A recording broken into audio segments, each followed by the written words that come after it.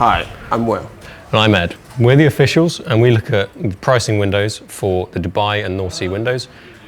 And we produce reports on these every day, morning and afternoon, based on the Asian and European markets. And so, well, why are the windows important? Why are we looking at them? Yeah, so the pricing window offers a transparent insight into the price discovery process and is the first rung of the ladder in determining the prices paid by everyone at the consumer level. It's where buyers and sellers come together to determine fair value. The PRA assessments from the window then determines how financial oil swaps price. So if you were to trade on Onyx markets, any oil financial derivatives, understanding the psychology of the players in the window is paramount to being able to develop and express your thesis appropriately. In global markets, window players are typically the minority, yet they have a disproportionately large sway. For example, according to ICE, 78% of globally traded physical crude oil is priced off the Brent benchmark. So the relatively small number of players active in the North Sea window have a disproportionately large impact. So what's been going on? How are the windows different across Dubai and the North Sea? Well, they have a slightly different structure. So in Dubai, for instance, it's a monthly basis where partials are traded. 25,000 barrels partials are traded in the window. When you collect 20 trades between two counterparties of the same counterparties, they get a convergence, which is a 500,000 barrel cargo. The seller can then nominate the grade and determine the port that it's going to be exported from for the buyer to collect. But in the North Sea, it's a slightly different system where we're looking at the window where they trade full cargoes, and these are 700,000 barrels, they're not 500. Yeah. And these are for dated Brent cargoes, so they're 10 to 30 days forwards, and they come with a delivery date that the buyer can bid for, the seller can offer, and they then determine when they want to buy, collect or sell these cargoes. So it's a different structure, and the dated Brent North Sea window is slightly more nuanced in that respect, whereas the Dubai works in quite rigid monthly structures. Yeah. So within the window itself, what have we been seeing in the North Sea? It's been a little bit quieter recently. It has, right? really, yeah. There was a period of about a month or maybe a little bit more ago when we saw a lot of Midland cargoes being offered. That was, I think, partly due to the tariff concerns. Tariffs obviously are driving everything at the minute. There's no escaping them, even in Europe. And yeah, so we saw a lot of Midland cargoes being offered in the North Sea, but recently it's become a bit quieter. For instance, yesterday we didn't even see any offers or bids at all. So the first time this year that we've not seen any bid, offer or trade in the North Sea window, so super quiet. And that's the difference to Dubai, because in Dubai you'll never get a session without any bids or offers. That's almost unheard of. Yeah. So yeah, in that respect, the North Sea has been quite tricky to follow recently.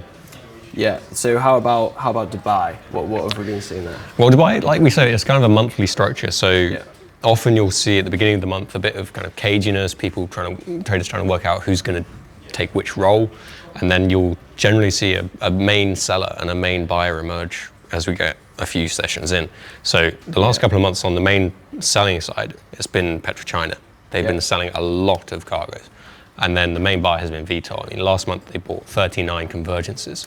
So that's 19.5 million barrels of crude from the Dubai structure. That's even more than Totsa back in it's record-breaking, right? December. Record-breaking. Structure-wise, why is the window important? What does that capture? In a way, it kind of gives you an insight, because obviously the physical trading market for oil is quite opaque.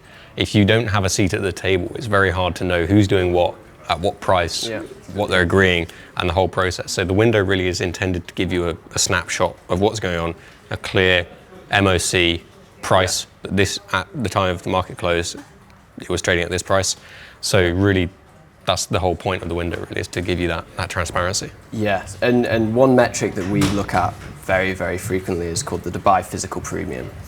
Now that's the differential between the spot assessment that we produce every morning for physical barrels and the M2 swap. So the physical market will trade 2 months forward, and so that we're relating the difference between a physical barrel or the... It's a measure of backwardation, right? Exactly, yeah. So it's a measure of the strength of the front of the curve. And we have a nice chart here. Recently, we've seen the Dubai physical premium really roll down at the start of March, and then, thanks to VTOL, it kind of rose aggressively throughout trading throughout March. So in that case, if we're rising steadily through March and into the beginning of April, because VTOL is still buying a lot, why is it that there's this big drop suddenly at the end of last week? What was the event that set that off? I mean that was quite interesting. Firstly, we had broad-based de-risking in financial markets. I mean, everything was being sold, closing hammered. position. So naturally, structures should soften a little bit, but we also got Saudi OSPs, and they're set kind of as a function of the backwardation in the market. So if markets were to become more backwardated, then we might expect Saudi to hike their OSPs potentially. But in this case, we saw a big roll down going into March. And what did the Saudis do? They cut even more aggressively than we expected. Mechanically, we were expecting kind of around a $2 cut, but then we ended up with a $2.30 cut. So that's a pretty big surprise. And how do you think that was affected by the eight OPEC members' decision to accelerate their release of production cuts? Yeah, so we've seen OPEC members come out and start to unwind voluntary cuts starting from May. For some members, like the UAE and Iraq, they've been overproducing considerably, so it's unclear as to whether that will just be an improvement in compliance or whether that will actually reflect more physical barrels coming onto the market. In the case of the Saudis, they've been pretty compliant. So an unwind of 160 KBD will likely materialize into more barrels on the market. Supply increase, right? This news came in April, so this wasn't reflected in the evolution of the backwardation in March between February and therefore the OSPs. Exactly. But also there's a demand side aspect as well, which drives markets. Now the market seems to be considering a bit more demand destruction, right? We've seen a lot of downward revisions to target prices. Most recently, GDP forecasts have been cut by Goldman. For China. Namely for China. So on the demand side, this could lead to a bit more surplus in balance, especially for medium sours. Well, China is one of the biggest buyers of the Dubai complex crudes. So if their growth is going to be stunted, perhaps by the 125% tariff by Trump, then they might not want as much crude. Saudis have to cut their prices more aggressively, and you could expect maybe a weakening of the supply and demand balance. The backwardation in the market really is a function of storage economics. So if we see if we're likely to see more inventory builds, then we should see structures softening. And moving into kind of as we continue into Q2 and Q3, the macroeconomic outlook from a demand perspective does seem to be softening. China did not benefit from the tariff from the delays, tariffs. No one has, I don't think. But and recently the delayed the 125% on China still stands. The roll down in backwardation is largely to be expected.